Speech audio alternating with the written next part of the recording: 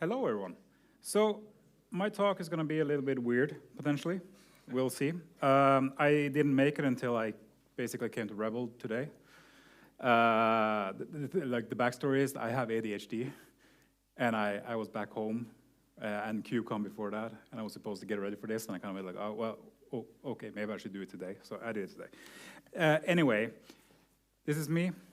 That's me without a mustache. This is me kind of growing a mustache. So, you know, before and after type thing. I'm a principal cloud engineer at the Fortytwo. Yes, it's based on Fortytwo, so we are the answer to the meaning of life, the universe, and everything. Or AKA, maybe you need to ask the right question before you can get the right answer type thing. So it's like twofold. I'm a Microsoft MVP, been there for 2 years, hopefully a third year. I'm a CNCF ambassador. I'm one of 2 CNCF ambassadors in Norway. The other one is Christina. So, you know, we are full house here. Thank you. Also HashiCorp ambassador, because I do a lot with Terraform, and I do stuff. At some point, I kind of just went like, you should go to my LinkedIn. Because right now, it takes too long to explain everything. Our agenda today is something like this. We're going to talk about platform engineering. Yeah, so there's going to be a lot of talk about platforms. And like I said, like I honestly, I'm not totally sure what I'm going to talk about. I have no script for this. So I have some slides, and hopefully I can find something to talk about during the slides. I made this one, a really cool slide. Yeah, right, that was the point. So what is platform engineering? For me, it is what I consider the natural evolution of IT operations. It is kind of the where we've been trying to get to all these years. I have to mention the DevOps is dead thing. If you heard me talk about this before, sorry. But DevOps is obviously not dead.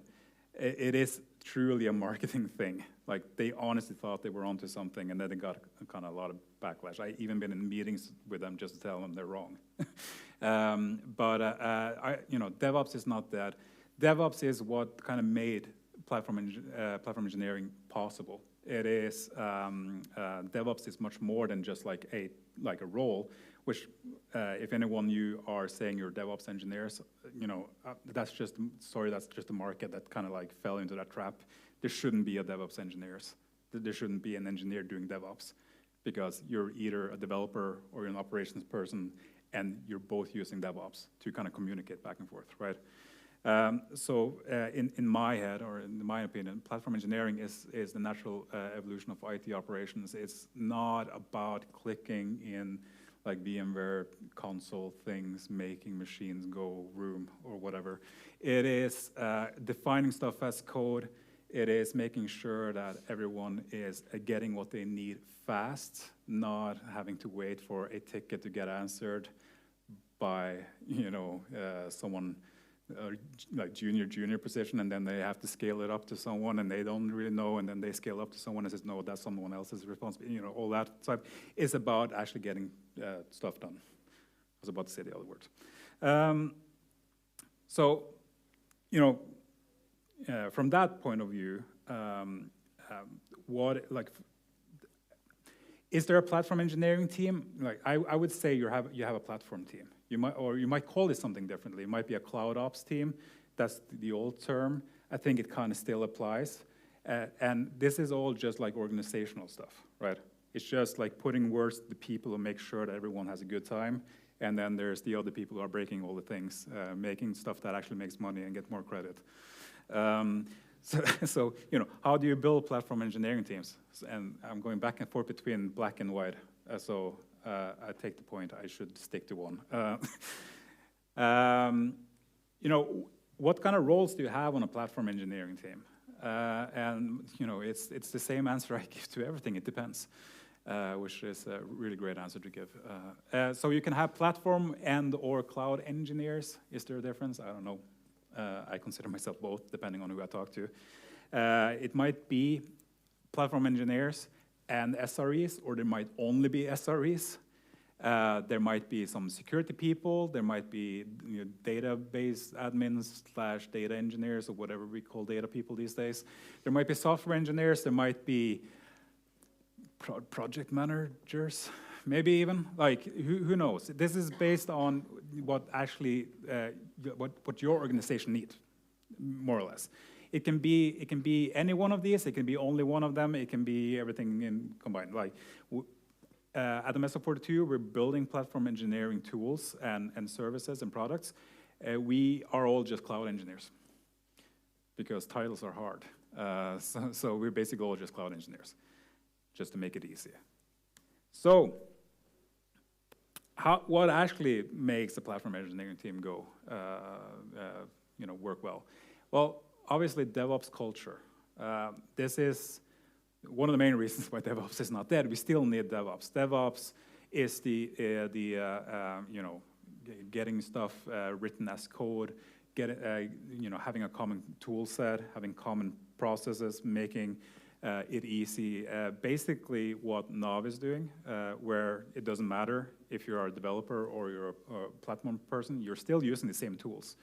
This makes it possible for people to actually collaborate between different domains. You need a growth mindset, I feel.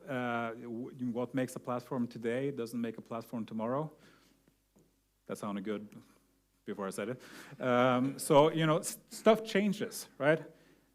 We just came back from KubeCon. There was a lot of stuff going on there. You get new perspectives. All of a sudden, you're, oh no, this thing that I was doing was stupid. Should never have done that. We need to build this other thing. And it kind of like changed all this. So you need to be able to take it with stride, so to speak. Like, stuff changes, and you need to be able to reiterate on that. And I put in product and services. It's more of a customer focus, so to speak, or consumer of the platform focus. This kind of goes together with growth mindset. Like, stuff happens, you need to change it, but at the same time, you need to make sure that the users of your platform is still having a good time. You can't just change something, and what they did yesterday all of a sudden changes to tomorrow. That doesn't work for someone who's developing something and putting it out on your platform. And documentation and frameworks, like making sure that they have the tools they need to not contact you about the things they can't figure out how to do. Like, you don't want them to always call you. Well, you shouldn't call anyway, but you don't want a ticket saying, like, I can't get my database instance to get work. Everything should be self-service. All right. What are we talking about? Why are we talking about platforms? So platforms is, I think that's the main, crux of the new IT ops. This is what makes everything work. You could have a team dedicated to do things, on the behalf of the developers. But it's only when you start building this platform, and it's a layered approach. Like, there's some server somewhere that you're using, and then that is kind of the platform for some sort of like abstraction layer on top of that, and that's what you're using to create another platform, so that the developer or the user of this platform should have a good time. So why do we want to build a platform? Well, we want to. Well, it does improve speed and agility, hopefully. If it doesn't, then you made a bad platform and you should stop doing that. So the idea is that it should make it easy for people to get started. It shouldn't be hard to get the ball rolling, so to speak. People should be able to change stuff without having to consult, the people on the platform team and so on and so forth. It should be able to be. It should be flexible, while rigid. Again, sounded better when I thought about it. It focuses on users. It's all about the users. It's the people who are consuming a platform that is your main concern. For instance, again, just referencing Nav, since you already heard about that. Nav has a lot of teams. If there's a lot of people using the platform, you have to be, you have to ask them, what is your pain points? How can we improve everything for you? So platforms in itself and platform engineering is very much like a user focus. Should be self-service, less ticket ops. It really should. Like, you need to create the interaction layer, like be it an API or a portal, or a CLI tool, which all uses APIs, so probably start there. But like, you need some way for people to interact with your platform that is not you. You shouldn't be the interaction point of the platform. Better security without annoying users. I should add, like, hopefully not annoy users, but in itself, like, the security should be there without they actually know about it. Like, there's a lot of things that can be said about both cloud native things, but it's never just secure by default. Nothing is secure by default. You have to make sure that it's secure, and there's a lot of people who make a lot of money on telling people how to secure stuff. So, you know, it is a big field. Just securing stuff in cloud is a big field. So, you know, having to tell a developer, oh, yeah, you need to be a full stack developer, but also you need to be a security expert, that doesn't really work. So you have to kind of make, you know, it secure by default, but still allow them to do what they actually are supposed to be doing. When I talked about this before, I had this kind of like wheel thing, which I think kind of summarizes it all. And this is one of the things that I talked a lot about when we I work is kind of strong. I voluntarily work at the CNCF for Tag App Delivery. And we originally made a working group called Cooperative Delivery Working Group, which sounds really fancy and cool, but no one knew what that actually meant. So we renamed it to Platforms Working Group because that's actually what we meant. And oh, by the way, it's going to be bright again. Close your eyes. Sorry. And we in the Platforms Working Group, we want to do a lot of things, but first of all, we kind of have to define what the hell is a platform. So we created a platforms white paper. It should be called internal platforms white paper, like an IDP type thing, because that's actually kind of what it is. But, you know, when you started reading through it, you kind of see it's an internal thing. That might not be your platform, but that is kind of the basis of this. And we released this. I'm really happy that I signed off on it, and everyone seems happy with it. I didn't do anything in this white paper except looking at it when other people wrote stuff and then going like, yeah, this is exactly what I meant.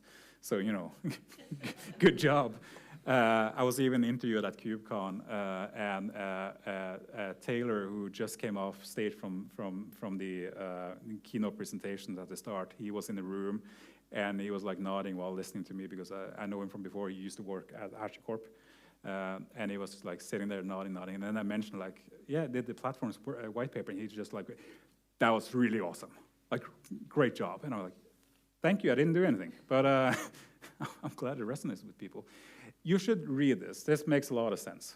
This is kind of like a source for just, you know, when you need to explain why you want to do a platform or how platforms should work, this is a great reference point. So great that my wheel of stuff kind of, they made a new drawing, which is much better. So it's all about these capabilities. So the idea is that a platform is a set of capabilities. What that platform is might be a lot of different things depending on who you ask. You know, my platform is probably not the same as your platform. But there's certain capabilities that kind of is always there. You need to have infrastructure. That might mean Kubernetes clusters. That might mean VMs, probably not, hopefully not. There might be like serverless functions, something. There's storage, there's networking, there's securing that, et cetera, et cetera. You might have, you probably have data, might be in databases or other things. You know, you have all these. These are all part of basically all platforms. And there's so many tools in the CNCF that solves so many of these things. And so the technical aspect of this is actually really easy in itself because there's probably a tool there for you. You just need to find which tool fits your set of capabilities. So in my mind, it's more about capabilities than actual technical implementations. Yeah. I think that makes sense. So, capabilities before technology. right? So one of the things that well, at least after this, tend to do when talk about platforms with people is start of like, what do you actually need this platform to do? Do you need to use something like a secret store? Like, where is your secret stored? How do you interact with data? What does the consumer of the platform need? And then we can kind of work out how this fits together. And I have a little story about that. I worked at somewhere where there was someone who did something that I kind of went like, this sounds like a Kubernetes job, right? And he said something along the lines of this, like, why use Kubernetes for this is like driving, well, I think he said sports car when you're just going to the store. And I kind of like thought, that seemed kind of weird. Like, I like these analogies, like saying like, oh, this is like having a car, but you remove the wheels, so doesn't, that makes, like, these type of things make sense to people. So I was kind of thinking about that, but in my mind, Kubernetes is not a sports car. It's not a sports car at all. It's more like a bus. This is a bus with wings because we're going places. So it's more like a bus. You have your delivery platform. It goes back and forth between where you live and the store, and it transports a lot of people. It's not a sports car because a sports car it does the job and it might be overpowered for what it's doing. But if you're using it in the wrong context, it's not really doing anything. I find this like generating images just for fun. I just like put in weird stuff and see what happens. And sometimes it's great and sometimes it's not. So, if you have a sports car, that might be really awesome to go to the store, but you might not be doing it efficiently, while a bus might actually be more efficient. And to make a weird story even weirder, and hopefully this person is not in the room because I don't know how he looks. So, but what ended up is he had a lot of things that he needed to put into several containers, and he used different serverless functions to kind of, get certificates and scaling stuff up and down, and et cetera, et cetera, et cetera. And he built his own little system for this. And when I look at it, you just rebuild Kubernetes. So, maybe Kubernetes is the answer, not always. I was thinking about like hitting the 20-minute mark. I'm at the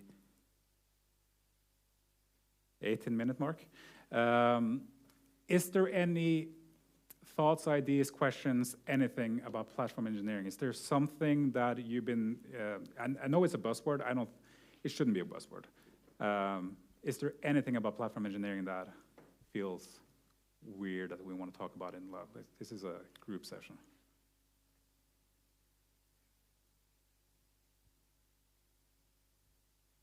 Everyone's out-asked. Oh, there's one. So how do you change culture when it comes to how developers interact with platform engineering teams? So that's... Yes. How do you change? By forcing it? No. Culture change is the hardest part, right? I worked at companies where the culture has not been what I wanted for these type of things, and I tried to make a difference. It doesn't always work.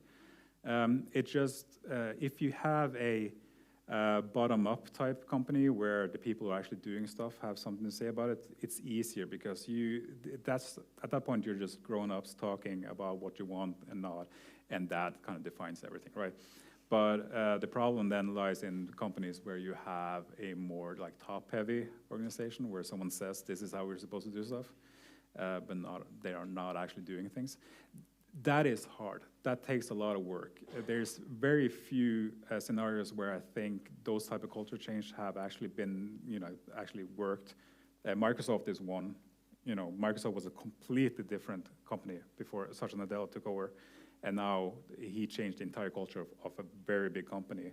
I don't think a lot of people have done that. But it's tough. You need to give developers something tangible, something that actually makes sense to them, and show them how they can use your platform tools. But you also need to be able to be very receptive about feedback. So if they literally say this sucks, you have to like ask like what is wrong here, what doesn't work for you, and then you need to change. So it all starts with you. Changing culture is hard. A great question. I have one question. Yep. For me, actually, I feel like SRE and this platform engineering, it's like, very similar. I mean, most of the things what we do in SRE, we also do in the platform engineering, actually. So the tools and the work, I mean, what we, things. So what exactly, differentiate it? So what's the difference between? Yeah, kind of. I mean, basically, I feel like it's both are similar. I mean, platform engineering and SRE. Yeah, so that's a good question. And SRE is a very specific term that came from Google. And yes, it's similar. So the SRE is usually a role which is more developer-centric and is more about making sure that you have scalability and resilience. And you create tools to kind of make that happen. And if you go back to before Kubernetes and these kind of modern platforms that you can build platforms with came along, having like an SRE type person required a lot more. You actually probably would need to be good at reading code and writing code. While now I feel like platform engineering, since you have all these tools, you have all these components that you can put together, you can kind of have a role that kind of resembles it. Like my one slide showed, like the roles of a platform engineering team or a platform team might be a lot of different things. I think SRE is a very good role to have on a platform team.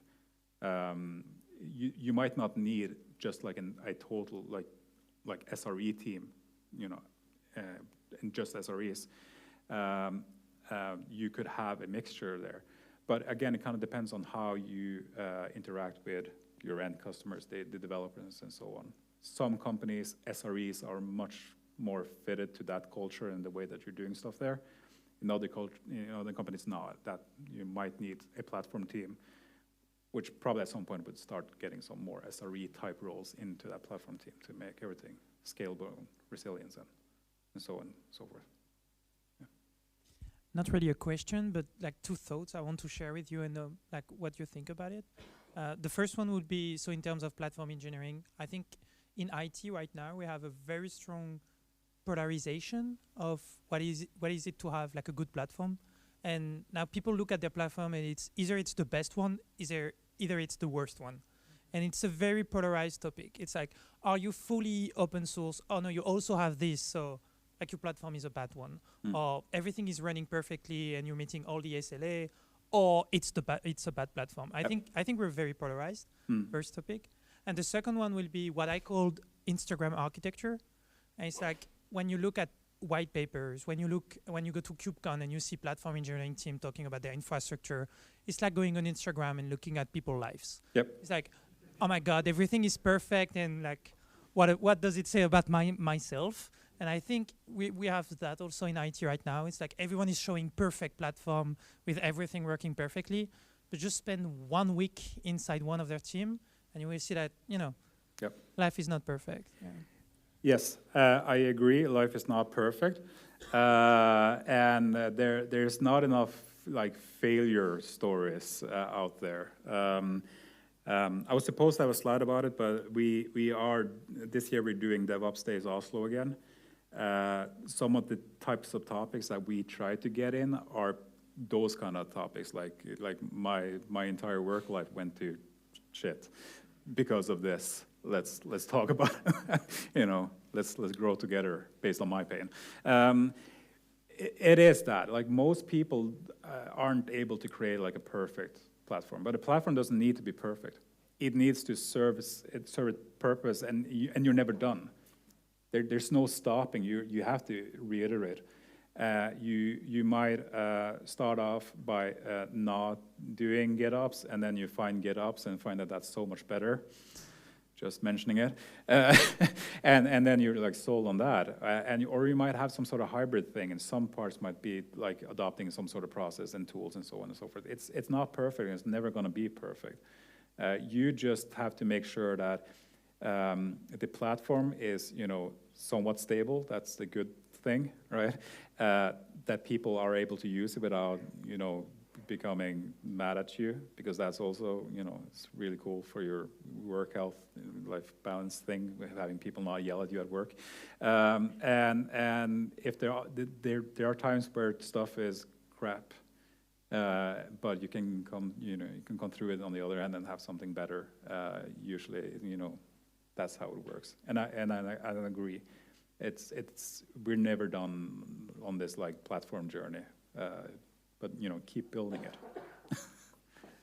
Yes.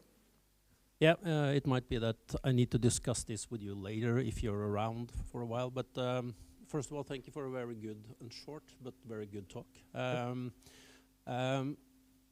I wanted to hear if you could elaborate a little bit about the growth mindset that you mentioned earlier, because in the same way as culture is very difficult, this growth mindset is also kind of difficult. So yeah, and yeah, also while I have the mic, I love when my team is going to conferences and reading books. And what I love that you have mentioned a couple of times is that you say, well, it depends. Because people tend to go to conferences and read books, and when they come back, I'm always scared shitless because someone has served them a silver bullet that they want to apply. Yes. Without even asking whether or not it's going to serve any purpose. Yep. So yeah, but the mind growth or the growth mindset is something that I'm interested in discussing. Yeah. You can point me to whatever thoughts you have on that. Thank you. So basically for me, the growth mindset is just something that I've been applying in general. I'm never done learning. I can't be done learning. Like stuff is changing all the time. We can't just have like a static mindset saying like, all right, I'm an expert on something. Like that doesn't work. For us, I work with Azure. People call me Azure expert. It's kind of, yeah, what part of Azure? And also, I'm not an expert on that. I'm an expert on what I know right now, but that might change. Like, who knows?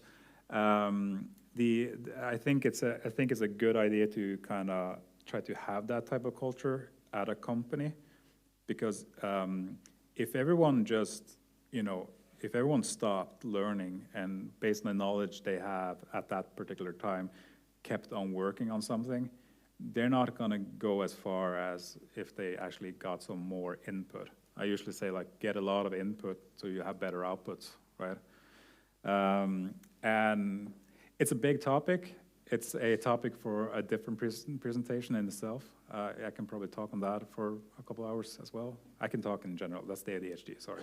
But it's a very good thing to have a growth mindset. There's a lot of people talking about it. There's a lot of companies that are practicing it and talking loudly about, like, advocating for that internally at their company. And yeah. And absolutely, people are going to conferences and they get sold on something because, salespeople. But then, again, it's an implementation thing, right? Like, do you need a service mesh or not? That is the question you should ask, not that, and I like the entire, like, the point towards service mesh.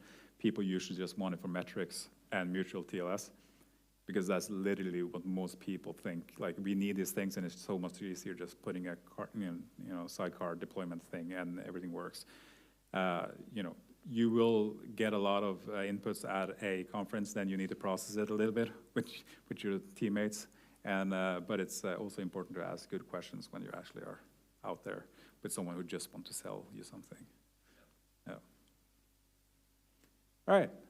Anything else? I have a comment. God. You showed me that white paper like before it was released, Yes. and I probably mentioned it to you, but after reading it, I smiled from ear to ear because you really hit the bolt on the head. So not a question, but sort of just a point of view. If you didn't take a photo of that URL, you should, because that white paper is really, that's gold. Again, thank you. I didn't do anything, but Yeah, your name is on it, so take the compliment. it's the least effort I've done for the most positive feedback. So. No more questions? What?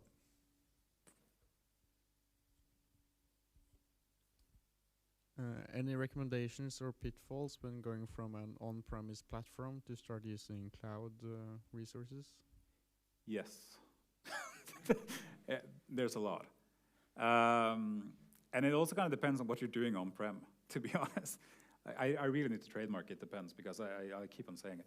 But so if you come from a like traditional on-prem environment and going to the cloud, it's total paradigm shifts all over the place. Everything is different. It's not, but it is. Like it's the way that you consume resources, the way that you interact with them. It's everything that matters. There's a reason why cloud native is cool, because after we went to the cloud, we discovered that everything kind of needs an API. Everything needs to be done by code. Everything needs to scale.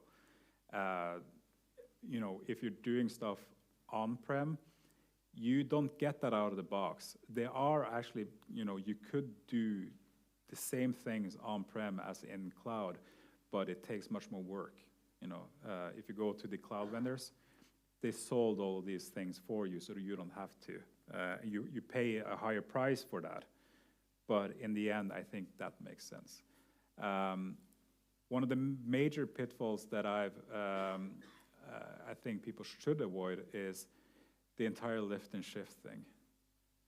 You shouldn't lift and shift. You shouldn't take a VM on-prem and just put it into cloud and go like, yeah, we're running on the cloud. No, everything's fine. It's a fundamentally different way of delivering services and applications, and you shouldn't do that. That said, like a VM in the cloud is a perfectly fine thing if you need it. But just because you have had Windows or Linux servers running on-prem for 10 years and then you pull into the cloud, you haven't really changed anything. The main thing about going to cloud is adopting the cloud-native approach of doing things. You will get so much more out of it if you do that, rather than just take what you have and put it into cloud.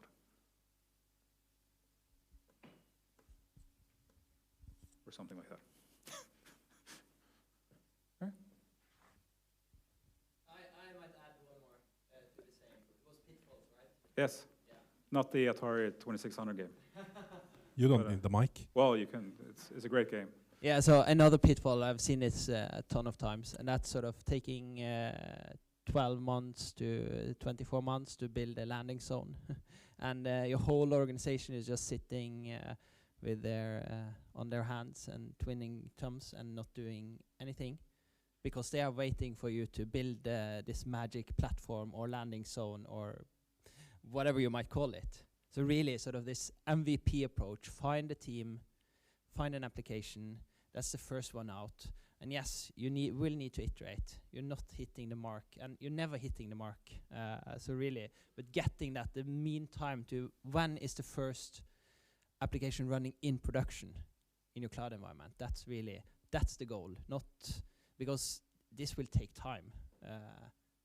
That's just the nature of it. It won't take less time if you just take a lot of time up front. It will just take more time.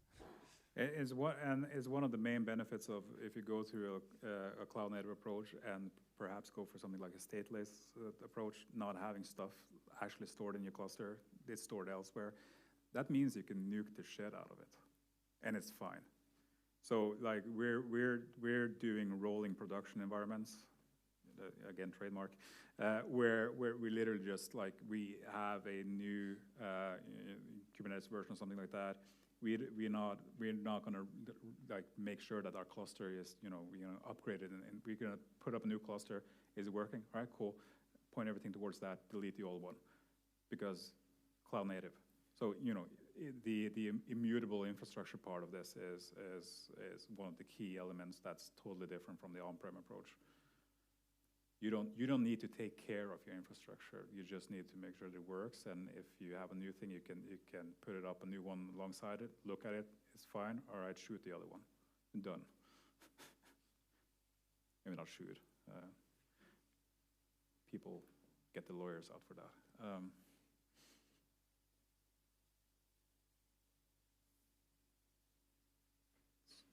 Yes? All quiet? Thank you. All right. Thanks.